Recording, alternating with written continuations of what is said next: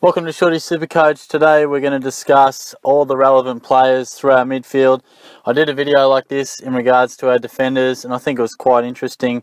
Just basically me ranking all the players that are relevant to SuperCoach in 2018 through the premiums, your tier 2 premiums, mid-prices, breakout contenders, etc. So hopefully that's of interest to you guys, and there's a lot of requests in regards to doing certain players.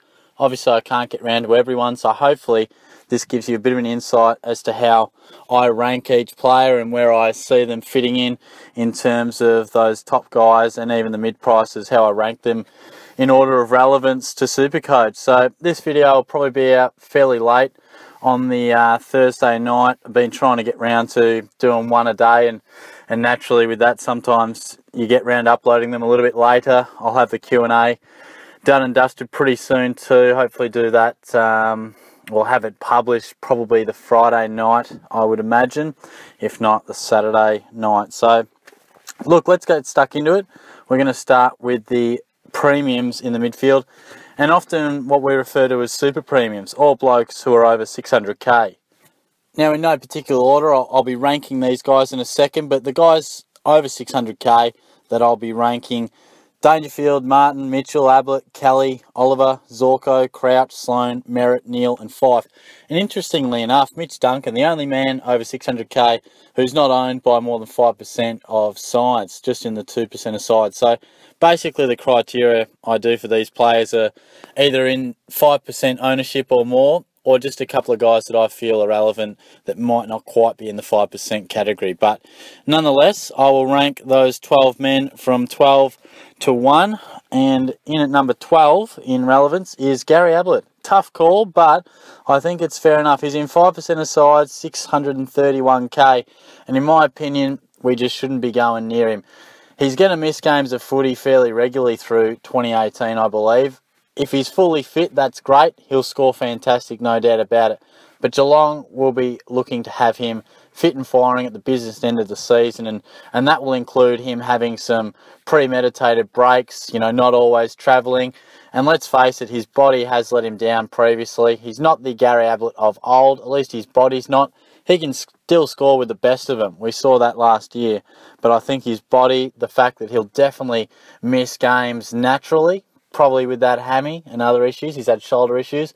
But even if he doesn't, the Cats are going to make sure that he doesn't even get to that breaking point where he's overworked and a chance to get injured. So that's why he comes in at number 12, because we can't be spending that much coin on a bloke who'll definitely miss matches.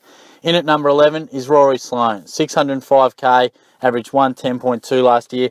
He's in 5% of sides. Now, some people might think this is a little bit harsh, but let's face it, it's pretty difficult to separate some of these guys.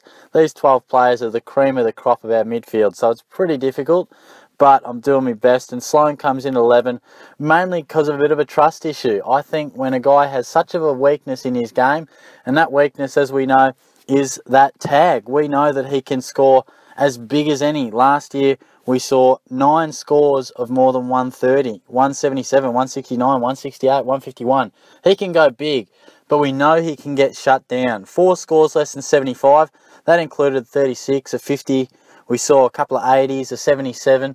So he's a bit more of a roller coaster. And I personally don't want to be paying 600k for a guy who, if the opposition does try to tag him, he can be shut down relatively easy. Some days he can work through it. He's a brilliant contested player, tackler, but there is that bit of a chink in his armour. Hence, that sees him losing a few points in my eyes. Clayton Oliver in at number 10, 612k, 111.5 last year. He's in 7% of sides. Now, I really like Oliver. I think he can rack up the ball with ease. Contested pill, he's great at it. In and under, he's really Melbourne's best in and under player. Now, he rose to fame very quickly last year, but he has only done it in one season. A lot of these guys have limited bodies of work, but I think in terms of Oliver, he's only done it the one season. I just think when I looked at all these other guys, it wasn't necessarily that I had anything against him, just the fact paying so much money, I had a little bit more confidence in the rest of these guys. Sometimes working through these lists towards the bottom end, you sort of look for negatives, but the fact is there's not too many particularly with the rest of them. You know, Sloan, the tag, Ablett, the injuries. But the rest of these guys, it's basically trying to order the very best of our scorers. So it's difficult, but Oliver's in at 10. In at number 9, may surprise some, but it's Lachie Neale, 599k, 109 average. He's in 5% of sides. That's gone up a couple of percent since his big game against the Eagles. Now, I think he's going to average big time again. I wouldn't be surprised to see a 110. I really like him. He's got a happy knack of kicking plenty of goals and finding it 35 times. But when push came to shove, I just found him in at number 9. It's not an easy gig, but that's where I found him. There's a lot of good players. In at number 8, Dane Zorko, 608k. He's in 8% of sides at the moment, 110.8. The only thing with Zorko, I would say, is that potentially he is a guy that hasn't done it a stack of times before.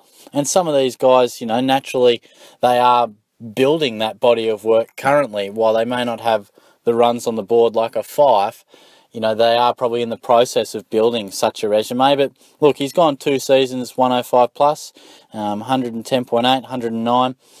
So look, he was a mature age recruit, so maybe he hasn't had as much time as others to build that. But he comes in at number 8. I think he's a pretty explosive player and a quality selection for you.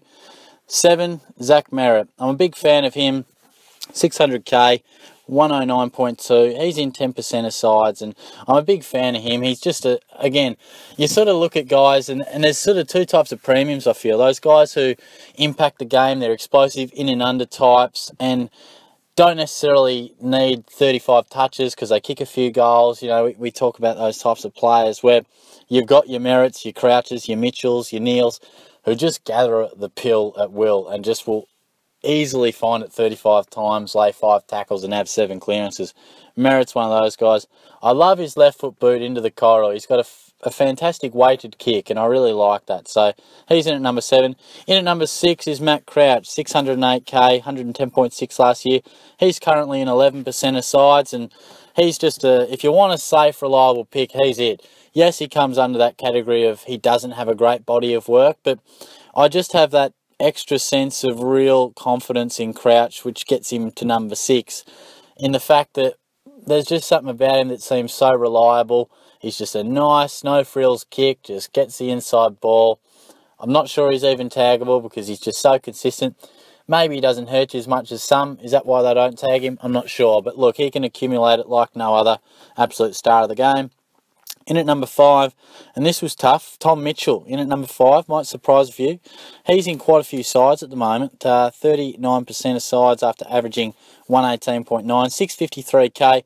If you want a safe as houses bet, well, Tom Mitchell is your man. I think he's just going to find it 30 plus times, week after week, and you can lock him in. But he does come in at number 5, so those next 4 guys, they're pretty impressive. In at number 4, and this was tough putting him ahead of Mitchell, but I just did. And Josh Kelly, I'm a massive fan of him, 628k, 114.3 last year. He's currently in 20% of sides.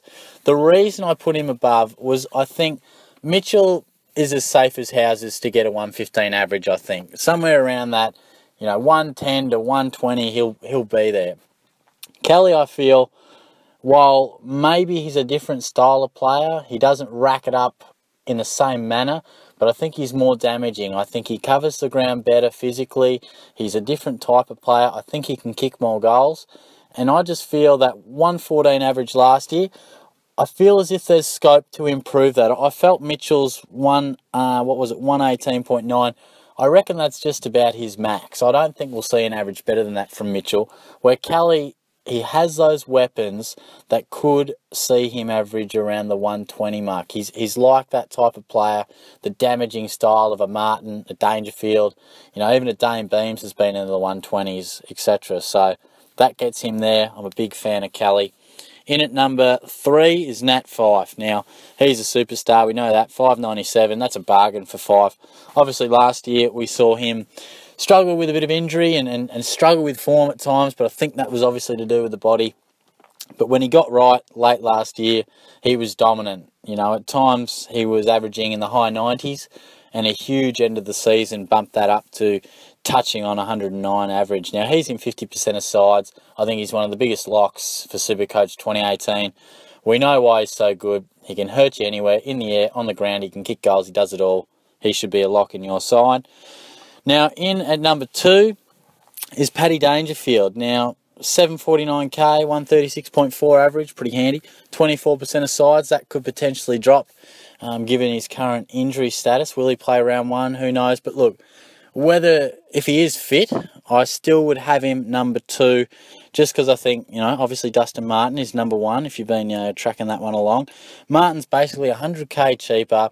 I think they're probably going to produce similar numbers, and for 100k less, and now Dangerfield has hurt his hammy, I think it's a no-brainer that Martin goes in front of Dangerfield in terms of that pecking order. But look, Danger's an absolute jet. We know that. He's a quality player. I'm a little concerned with that hamstring injury now. I think if you're paying that much coin, you want to have a guy who's cherry ripe and ready to go.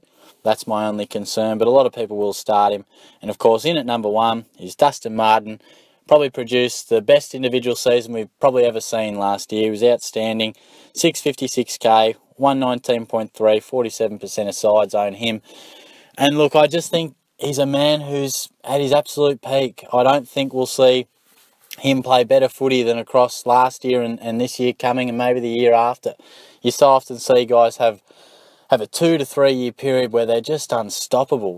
We see longevity of great footballers, and I think Martin will be one.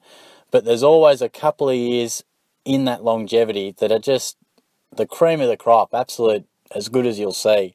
And I think Martin's right in the heart of that. And I think he's quite an acceptable price. He's not cheap in the scheme of things, but for Martin, I think it's reasonable. I think there's minimal risk that he's going to go below 113, 114.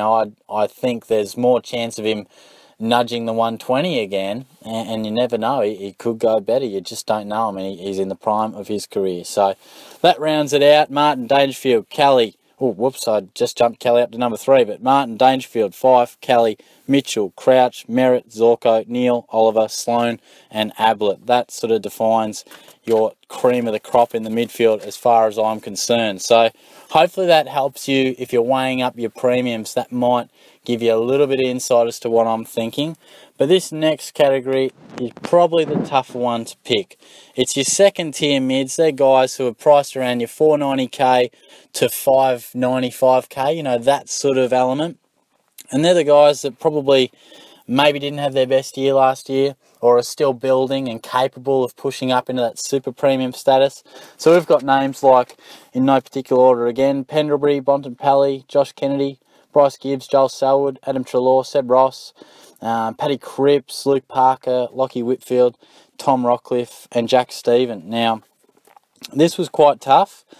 I'm fairly confident with my first handful, but sorting out the bottom few is difficult. And look, my structure at the moment in terms of my midfield, I've got 5 premiums and 3 rookies, and I think that's my endorsement. I don't like to have mid prices rolling through my midfield. So of this list, I currently only have 2, I think. Let me count them. 1, 2. Yeah, just the 2 of these guys, and obviously the rest are all in the other premiums category. But I'll go through them 1 to 12. And in at number 12 is Bryce Gibbs. Now, I think Gibbs he's at 563k. 5% of sides own him. And I don't understand the hype with Gibbsy. I know he's changed clubs and he's a smooth mover. He'll probably play better footy in a new club. Averaged 102.4 last year, but he's never really shown signs of being a super premium. He's priced at 563, so he's no bargain. His highest average before is 107, and we got to go back to 2009 to see that. Otherwise, he's only broken the 106 on 2 other occasions. So he hasn't shown to me, albeit in a struggling Carlton side, but necessarily does it mean going to a better team you score better? Not always, I don't think that's just a foregone conclusion that he goes to the Crows and averages better. So I don't see the hype. I do not endorse him, but there are a few people who are getting around Bryce Gibbs. In at number 11, Tommy Rockcliffe, 529k, 96.3 last year, 7% of sides. Now, go and have a look at my player profile. I go in deep to his averages within the seasons and talk about that and why I do not endorse his selection. The position, firstly, there's a bit of murmuring that he will have some sort of forward line role at times, and we've seen that hurt his scores at Brisbane, but more so the pre-season. I mean, he hasn't been able to play a JLT game. Historically, he has destroyed us with that body. Yeah, I know some are impact injuries and not always they've been his fault, blah, blah, blah, but he finds a way to hurt you. No doubt throughout this season will he have a 4 or 6 or maybe even 8 week period where he averages 115 and he's one of the form players of the comp. But I think he has shown over the course of a season, year upon year, he's just not a guy to start. I've started him before and he's been a great selection at times, and then he has found a way to hurt you. So I think at 530k, there's better guys just above him that are far safer in my opinion, and a few of those I'll talk about. So that's where I see Rockcliffe. In at number 10, Lachie Whitfield. This fella's going to be a guy we talk about for some time, I think. I don't feel like this will be the year that he absolutely explodes to elite status. I see his numbers still climbing up. 97.6 the average last year, puts him at 536k.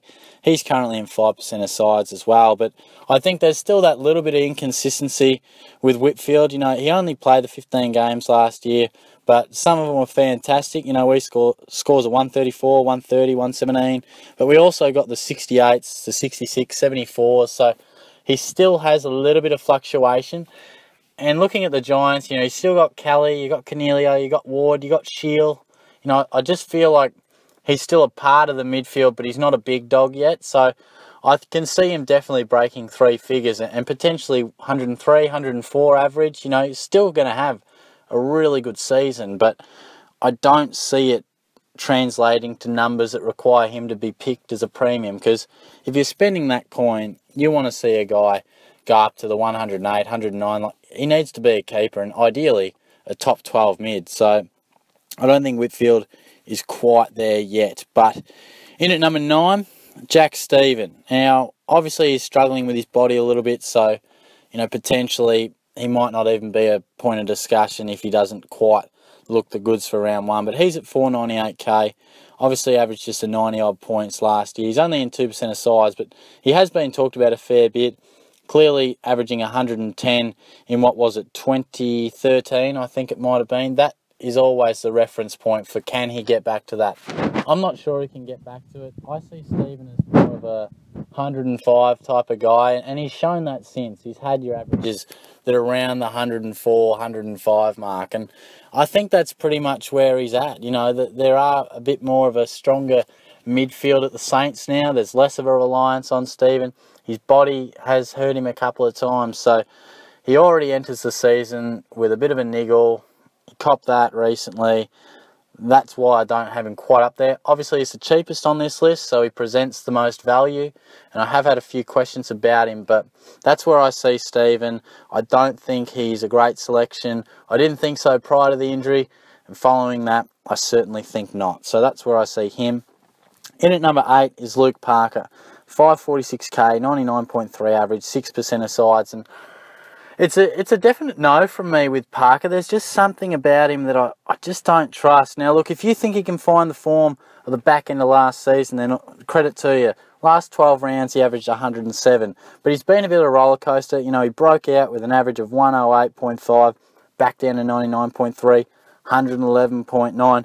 Then last year, back down to the 90-odd average that I just said. So he can be a little bit hot and cold, but the main thing that worries me, and he copped a little bit of criticism through the finals about not always getting the job done on the big day, on the big stage, and particularly the MCG. And just looking at his numbers, 115 plus scores that he had last year, and he had, I think, about 7 of those, but they came against Fremantle, Geelong, Melbourne, North Melbourne, Carlton, and Essendon when they smashed him in the elimination final.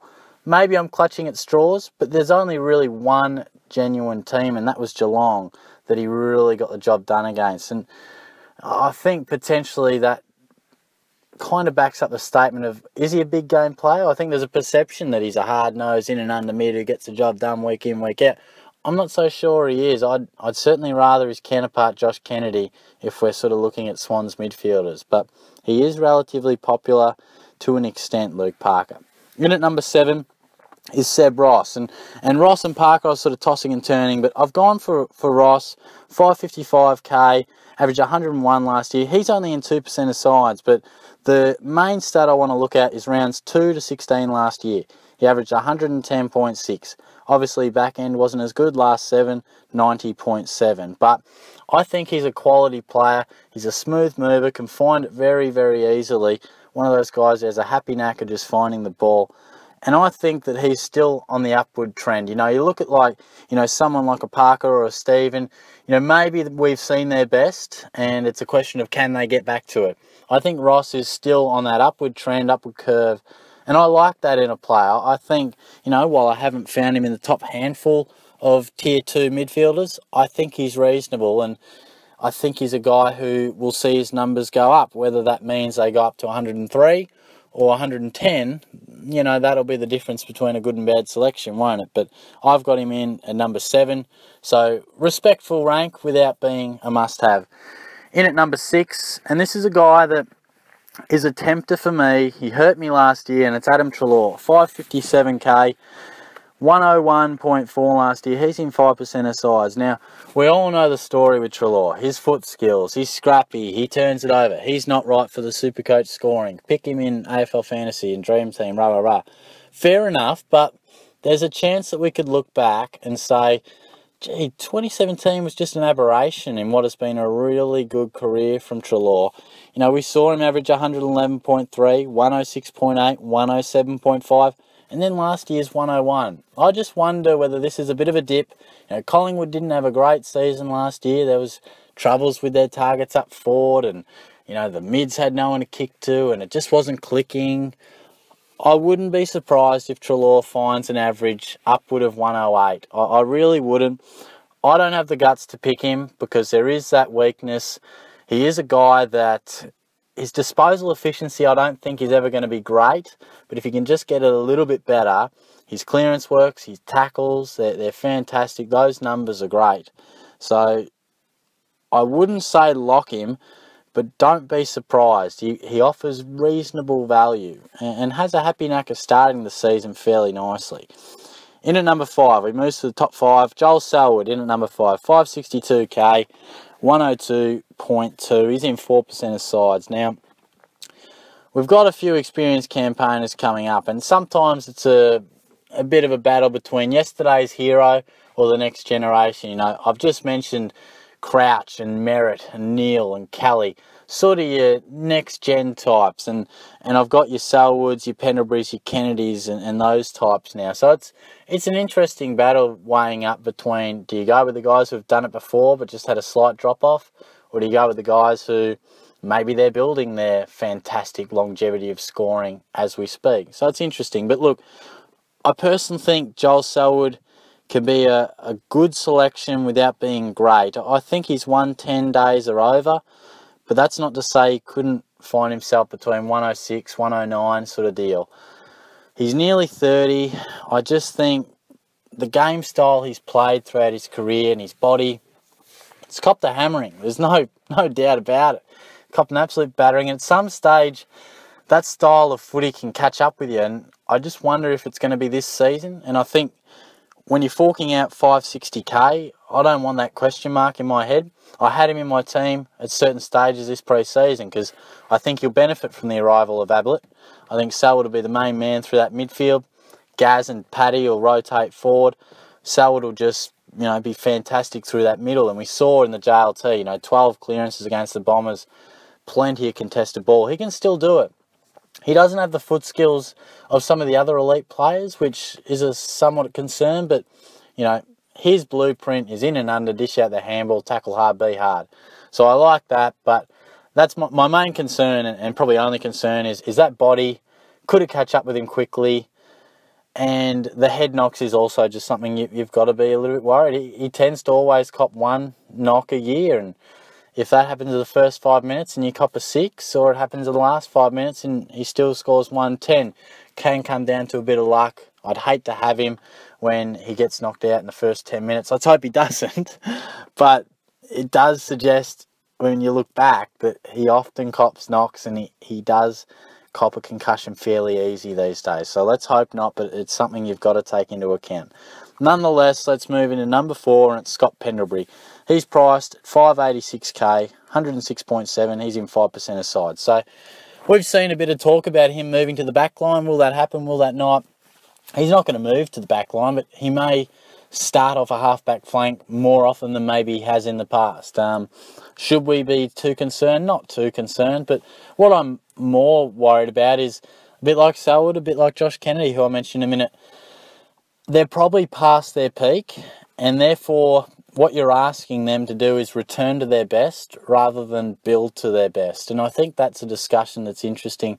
You know, we're picking players like, say, a Bontempelli or a Cripps or something like that, who are still building to their very best. And I think it's important to note that, rather than seek comfort in guys who have done it before but are probably past their best, because with all superstars, at some point their numbers go 110, 112, 111, 113, 114, 106, and it's there we go, oh, I wonder if they can refine their 110s. But more often than not, it goes 106, 104, 100, 92, and then we retire, sort of thing. You know, at some stage, if you can picture the graph, it goes up, it plateaus at their peak in their prime of their career, and gradually makes its way down. Sometimes it will fluctuate depending on good years and fitness, but it's just something we've got to be concerned about. So I can see Pendlebury. He's another man who's been in my team at times this season. He's a guy we have great trust in, and I can see him averaging great numbers again. Like Selwood, I think he's somewhere in the 105 to 110 mark.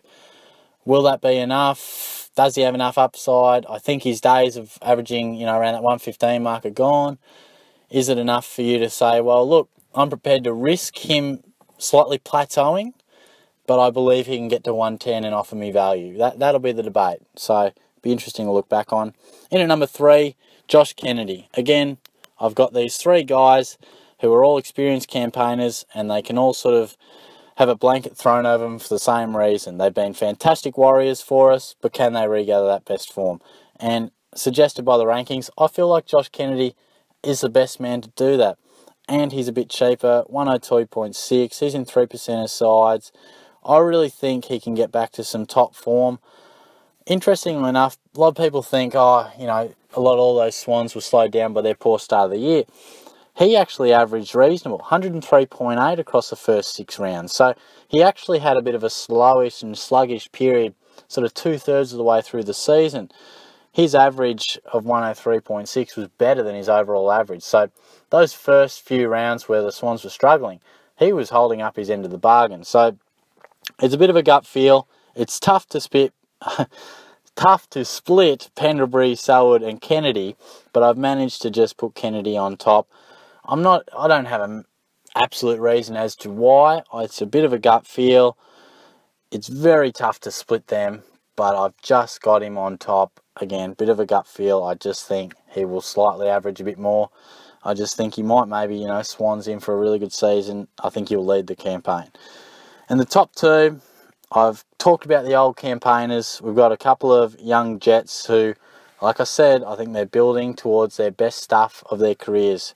Paddy Cripps in at number 2, 537k, 97.7 he averaged last year. He's in 26% of sides. I think he should be in more. He's shown his ability to average good numbers, 107.6 in 16. He's done it before.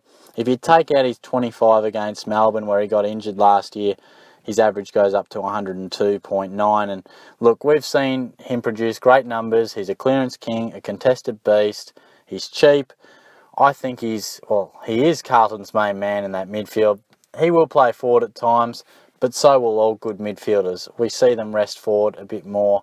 That's how they sort of roll these days. I don't think it's a massive concern. A bit like Pendlebury. You know, there's talk that he'll go off the half-back line. It's not a positional change. It's just, you know, less rotations. They'll spend some time there. Most players have secondary positions now. And look, Cripps showed in the pre-season that, you know, he's a tall man.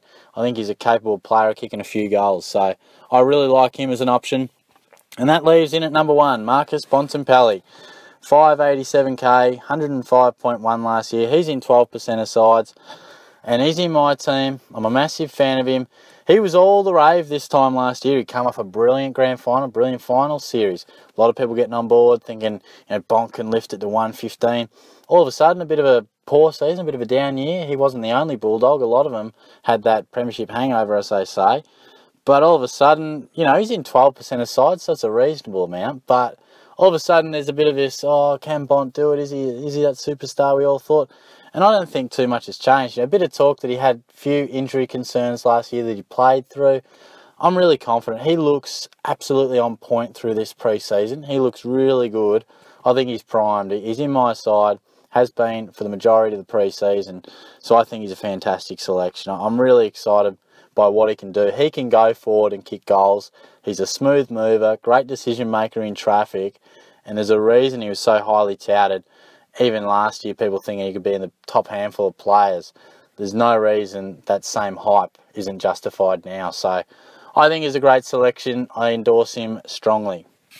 And moving on to the mid-price guys, as I flip the page here. Now we've got a few fellas here, and as you guys know, I'm not a big fan of the mid-pricer in the midfield, so it was tricky and fair to say none of these guys are in my side, and to be honest, I'd only genuinely consider one of these men, and I know there are a couple of popular guys in here, but only the man at number 1 would I consider. So we've got the likes of Redden, Liberatore, Canelio, O'Meara, Armitage, Ryan Griffin, and Cam Ellis-Yeoman. So these 7 men are guys that are little tempters, perhaps have had injuries that have got their averages down a little bit and are looking to return to some of their best form. And some men look a little more likely to do so than others, but I will walk through a few discussion points and rank these fellas for you guys, because I think there are some popular ones. As I said, my general philosophy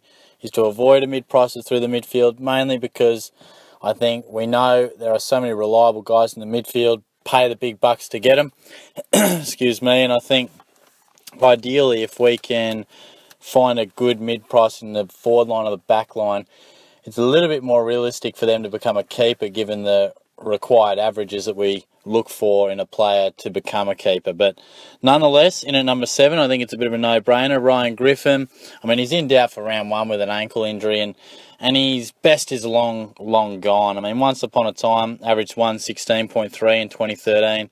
Then he's gone 98.7, 90.7, 93.9, and just a 56.3 from 3 games last year. And look, he just shouldn't be considered. He's only in 3% of sides at 277k, but he's in doubt, and he's just not going to return to that best form, mainly because of his body and also because of opportunity. I mean, he came to the Giants as more of an experienced guy with younger players, and now those guys have gone well past him. As I said before, with that GWS midfield, it's jam-packed with young talent entering their prime.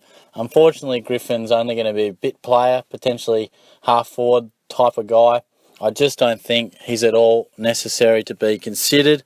In at number 6, and don't be surprised if this guy comes out and averages somewhere in the 90s. I think he's a really nice option, but I certainly don't have the pills to pick him. And that's Cam Ellis-Yeoman, 263k. He's in 2% of size. Now, of course, he missed last year with some knee problems, and I think he is a player that, you'd be bold to pick him. But the reason I like him, I mean, he's quite cheap, extremely cheap. If ever I was going to go a mid-pricer in our midfield, it would be a guy around your 250 to 280 mark, because that gives them plenty of scope to make money, as well as being a guy who's just a little bit more expensive than some of our better rookies and top draftees. So I think his price is fair. I just can't bring myself to pick a mid-pricer. It just doesn't quite fit my structure. Why do I like it, Cam Ellis-Yeoman so much? I think if he gets on the park, he's a contested bull. He's a big-bodied midfielder, and every time he's gone out on the ground and played, he's shown that he can score. He's a real lock for an 80 average, and I can see him going high 80s And if I wanted to get excited, 90s. But I probably think 85 to 88 is more your range. He is amazing in the clearance and such a contested bull. His JLT numbers, JLT1, 14 touches, 10 contested, 4 clearances. JLT2, 19 touches, 14 contested, 6 clearances. I think there's a definite role in that Adelaide midfield for him, and I can see him having a really good season. Granted, he can get his body right, and that's the other risk. I mean, if his body lets him down, which it has consistently, then you've got yourself a problem. So hence I look to avoid him. In at number 5, Tom Liberatore, 434k, 79.1 last year. And surprisingly, he's in 9% of sides. I was surprised by that. Now, surely we can't trust Libba. I know he's been there and done that. He's averaged big time. 2013, 106.8, 2014, 110.4. Clearance animal, amazing in the contest. But since then, 90.8 and 79.1. Now, I'm not so sure we can have any faith in him. Now, that doggies side, there's such a rotation of smalls. I mean, I've said it throughout many of my videos. There's McLean, there's Hunter, there's Dalhouse, there's Dunkley, the list goes on. McRae, Hunter, if I didn't say him already. You've got Libba. You know, there's so many guys that I feel will go start him deep forward, onto a flank. He's coming off a wing, in the guts. I'm just not sure I see any real continuity in where he's going to play. I hope he can get back to his very best because, as we know, some of his form issues have come from outside of footy issues, you know, discipline, things like that. In JLT2, in particular, he gave us a real insight to what he could do. 28 touches, 16 contested, and 7 clearances. JLT1, not bad either. 18 touches, 8 contested, 6 clearances. So they're real good clearance numbers, and clearly those 9% of coaches who are putting him in the side are thinking we're going to get back to Libba, who's going into those 3 figures, at least 95 plus, off the back of some real inside work. Maybe he can do it. If he was at 350, then yeah, you'd probably really consider, and he'd be hard to say no to. But he's not cheap as chips. I mean, he's 434. At that price, what are you hoping to get out of it? That's my question. I mean, I'd be shocked if he became a keeper out of nowhere. I'd be absolutely shocked. And in that case, we're wanting him to make us money, a stepping stone. What can he make you? 100k, 120k? If he really gets going, 140? Like, I just think it's so tough for him to become a good selection. I don't see him making enough coin, and I just don't trust him. It's plain and simple. So it's a no for me on Libba. Jack Redden comes in at number 4, 437k, 79.7 last year. He's in 2% of sides, and similar to Libba in terms of price, similar to Libba in terms of player. They're an inside dynamic player, but I like Redden a bit more because I feel a lot more confident in his position. The Eagles have lost Mitchell, they've lost Pritis. You know, they need a guy like Redden in the side, and I just enjoy his consistency. I think he's a real solid workman-like operator. He's not going to be a keeper, therefore I don't have him in the top couple here because I don't see his ceiling being high enough. I think he's a guy that we can lock for a 92 to 102 sort of average. I can really see him going somewhere in those low to mid, maybe even high 90s. I think if he got to his very best, then we could rediscover some of that. I think it was 2012 form or something like that. But from 2011 to 2015, all his averages were between 95 and 103. And we saw a bit of it at the back end of last year. His last 10 games saw him average 93.9. I reckon he's a reasonably safe option if you like that stepping stone sort of guy. But I think he's more of a draft option.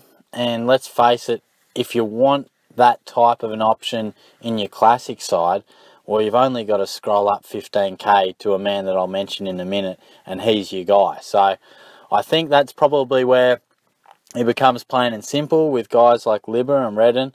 You scroll up a little bit, there's a man who's far more appealing, but I'll get to him in a sec. In at number 3 is Dave Armitage. 310k, 70.5 average off just a couple of games. He's in 15% of sides. Now, I did a player profile on him. I strongly endorse you to go have a look at that because I do go in a bit deeper. He is quite popular. I'm not on board. I know he had some reasonable JLT form, but he's nearly 30. The body's a concern. And as far as I'm concerned, I think the scoring's a bit of a worry. I don't know if we've seen enough of the scoring. Yeah, I know in 2015 he averaged 109.7. But other than that, we saw a 97.3 in 09, which was just from 3 games. Other than that, we haven't seen much at all. Just 2 seasons over 90 in the past 8. Now, that does include, or it doesn't include that 109.7. Other than that, I think there was a 92 and a 93 in there. And he's so much more older now. Like, he's much older. And there's so many more guys going through that midfield at St Kilda. Once upon a time, he was the man alongside Stephen. I see Armitage getting pushed a little bit more towards a half-forward flank. I don't see him being a good enough selection. And you might say, surely, why the hell's he in at number 3 then? Well, he's 310k. So while I think Redden and Libba will score better than him, he has more opportunity to make some coin. And I see him averaging somewhere in the low to mid-80s. Potentially around 87, 88 if he found some better form than maybe I'm predicting. But that gives you an opportunity to have a reasonable score, probably M6, a solid scorer who makes you a bit of coin as you go. It's not the sort of selection I like to have in my midfield, however. In at number 2, Jaeger O'Meara, 315k, 63.8 last year. He's in a quarter of sides, 25%. Now, we all know he's the chosen one, the next big thing, superstar in the making. 2014 averages 97.7. This guy's a jet. And unfortunately, he's been cruelled by knee injuries. And for that very reason, God, you got to be brave to pick him. I'll tell you, I mean, this bloke has played, what did he play, 6 games last year? He's played 6 games in 3 years. Now, like I discussed with Ablett, he's a guy who's going to have set games that he will miss regardless. Like Dan Menzel, they'll want to get him through the season without pushing himself, pushing his workload too much that he does break down. Therefore, he'll probably sit down with Clarko, probably already has, and says, look, Jaeger, we're travelling to Perth in round wherever it is, you'll miss that. Or where, round 6, you've played 5 weeks, you'll just have that off. Just to make sure you don't get to that point where you break down. The upside is huge. He's so talented, wins his own ball. In the prime of his career, he's at Hawthorn. He's got a great opportunity to be one of the main men. Tommy Mitchell and O'Meara, they could dominate that midfield and have so much opportunity. They're running the show in there. So they're the positives. And I think he's such a tempter because the talent is immense. The upside is huge. He's got a chance, and people who are selecting him will be thinking he can average low to mid-90s, and I've got him at a bargain. He's going to rise to 500k. He's cheap as chips, and he could potentially average 96, 97. And maybe some people are more optimistic than that. I understand that, but for me, it's just such a risk. What if he just breaks down in round 4? We had similar hype about him last year, and he broke down. You look at Nathan Freeman, you hope stuff like that never happens to players, but sometimes they get to a point where they just never get right. And I know he's looked great through the pre-season. I'll use Dan Menzel as an example. He's back, but he's just not the player he once was. Still very good, but not the player he once was. And I worry that that could be the case for O'Meara. I hope it's not. I hope we're not denied the chance of seeing his best footy because he's a jet in the making. But I just don't think it's not easy to just come back from 3 years of hardly any footy and just switch it on. I know he's had a good pre-season, but I'm very concerned. But there's obviously a lot of people who are prepared to take the risk. So there's 6 men that all have their tempting aspects to them, but 6 men that when the chips are down I've said no to. But this one, well, I haven't said yes because I'm a stubborn fella and refuse to put mid-price man in my midfield. But this guy, he's on my mind. He's a fella that is tough to say no to. And perhaps it's just a structure thing with me. I like how my side looks at the moment. It's tough to squeeze him in there without something having to give. And that's Stephen Cornelio. He's priced at 452k. 91.4 last year, which was an injury-affected season. He's in 20% of sides. He's played the 95 games, 24 years old. He's in his prime. He's a leader at the Giants. He's a ball magnet, hard player, tough inside player, clearance king, alongside the likes of Kelly and Ward. And I think Ward's even coming to sort of, not second stager, but I think Kelly and Cornelio are the main inside men. Probably more so Cornelio, to be honest. Shield and Kelly offer immense outside run, where Cornelio's the real man who can have a genuine 50-50 balance between his contested and uncontested. Shield and Kelly will often have 28 touches and probably 8 of those contested, where Cornelio will have 28 and he's got 13 and 15. So that's the sort of type of guy he is.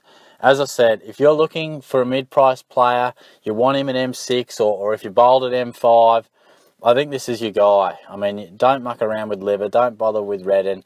Armitage, yeah, he's cheaper, but this is your guy, I think. If you want that mid-price type of player through your midfield, because he has a genuine opportunity to sit in that position and average 3 figures, I think that's a lock. I think he'll average 100. There's no doubt about it. It's just whether it's going to be 101 or 106. Where can he be? Because he's shown he has been capable before. 105.9 in 2016. So he's capable. For me, I know it's just a structure thing for me. I really like Cornelio. I brought him into my side late last year. So I'm a big fan of him. I just don't know. I mean, potentially, I think if you're picking him, he does of this group have the most potential to be a keeper or a guy that you can carry for a reasonable duration of your season. And that's the appeal, I think. So I think he's a pretty reasonable option. Probably doesn't fit my bill, but he fits a lot. He's in 1 in 5 sides, so that's fair enough. But look, that is a roundup, ladies and gentlemen. That's all Shorty has time for. And gee, those videos are fairly long, but hopefully you've stayed with me at least for a bit. And to the fella who time-stamped all the players in the defensive video, well, thank you very much. I don't even know who it was, to be honest. I can't remember the name. Sorry, I thanked him in the comments, but that was an excellent job, and I really appreciate that. And I'm sure a lot of people will have appreciated that as well. In a long video, being able to skip to the player you exactly want is extremely good, and certainly thanks for taking the time to do that. I really appreciate that. And look, hopefully you guys have enjoyed this video too. I think these ones provide a real definitive sort of answer rather than me discussing players and talking about certain guys in player profiles. This is how Shorty sees it. So hopefully that helps you make the odd call and gives you a bit of maybe another opinion, another view, and it might help out. But look, I'll be back pretty soon with some Q&A. I'll do the same for the rucks, and I'll do the same for the forward line. We'll have the traps, we'll have the must-haves for SuperCoach 2018. There'll be plenty of stuff leading up, bit of video content, and of course, my final team reveal. Stay tuned. Cheers.